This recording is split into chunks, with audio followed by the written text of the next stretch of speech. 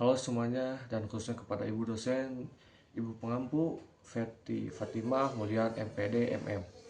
Pada kesempatan kali ini saya akan mempresentasikan proyek ujian akhir semester mata kuliah manajerial dengan topik jika saya menjadi manajer.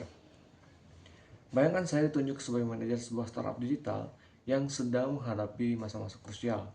Startup yang saya pilih untuk studi kasus ini adalah startup e-grocery. Startup digital ini bergerak di bidang layanan digital.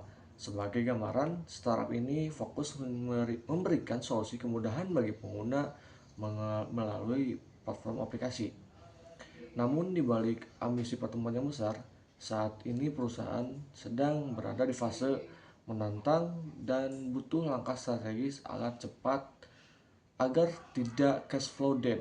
Permasalahan yang dihadapi perusahaan.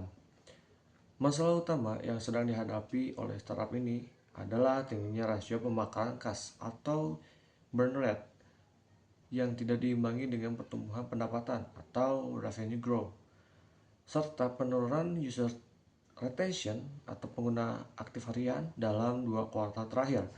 Selain itu, masalah ini juga merembet ke beberapa aspek operasional seperti biaya akuisisi pengguna jauh lebih tinggi dibandingkan nilai hidup pelanggan. Tekanan dari investor untuk segera mencapai titik impas atau break-even point, sementara kompetitor terus jor-joran memberikan subsidi atau bakar uang, dan efisiensi internal yang belum optimal akibat terlalu cepat melakukan ekspansi tim. Analisis penyebab masalah menggunakan 5 konsep ekonomi manajerial. Untuk membedah akar permasalahan startup ini secara objektif, saya menggunakan 5 konsep ekonomi manajerial yang telah dipelajari selama 1 semester.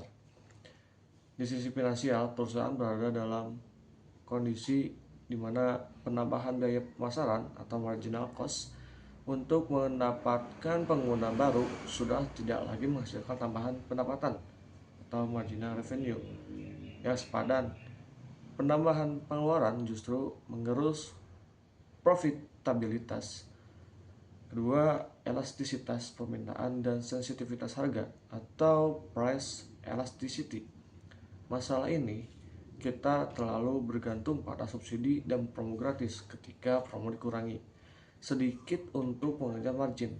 Pengguna langsung lari ke kompetitor ini untuk menunjukkan bahwa loyalitas pengguna sangat rendah akibat sensitivitas harga yang tinggi dan kurang diferensiasi produk.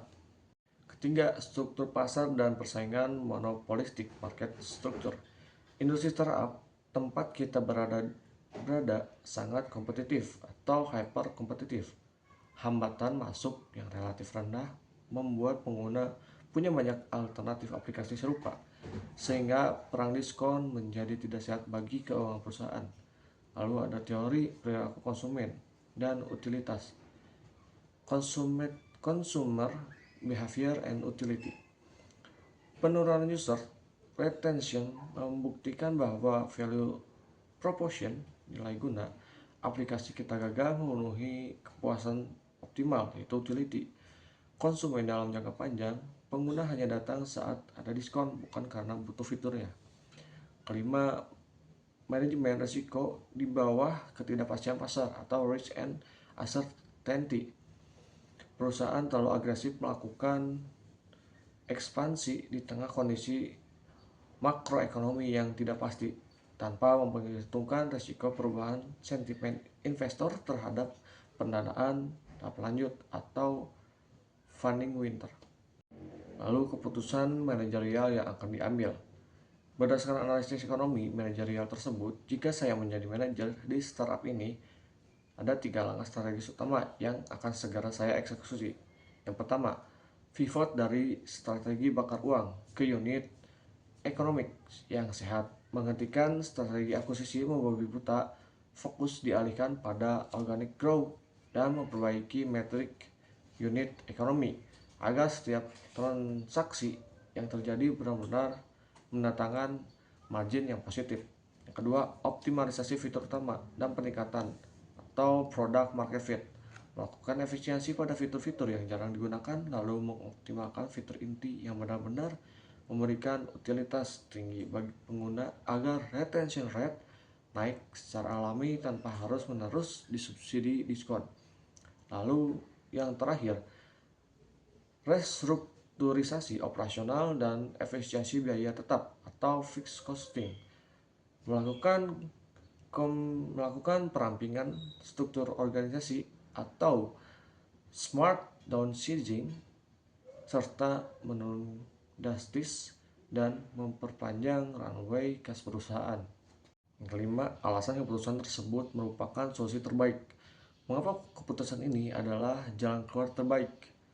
Pertama, di era di mana investor semakin selektif, startup yang sehat secara finansial atau sustainable jauh lebih bernilai dibanding startup yang hanya secara jumlah pengguna tapi boncos secara operasional. Kedua, dengan membenahi unit economics dan fokus pada kepuasan sejati konsumen, kita menyelamatkan perusahaan dari ancaman kebangkrutan akibat kehabisan kas. Yang ketiga, langkah ini mengubah model bisnis kita dari yang tadinya rapuh menjadi model bisnis yang tangguh dan siap bertumbuh secara organik dalam jangka panjang. Baik, untuk kesimpulan, sebagai penutup, dapat disimpulkan bahwa dalam mengelola sebuah startup, pengambil keputusan manajerial tidak boleh hanya mengejar metrik kesuksesan semua seperti jumlah unduhan, melainkan harus berpijak pada prinsip ekonomi yang rasional, seperti efisiensi biaya, analisis marginal, dan penciptaan unit utilitas yang nyata bagi konsumen. Keputusan manajerial yang tepat sasaran adalah kunci agar sebuah perusahaan rintisan tidak hanya bertahan hidup atau survive, tetapi juga bertumbuh menjadi bisnis yang matang dan menguntungkan. Baik, sekian dari saya. Terima kasih atas perhatian Ibu dosen dan rekan-rekan. Selamat sore.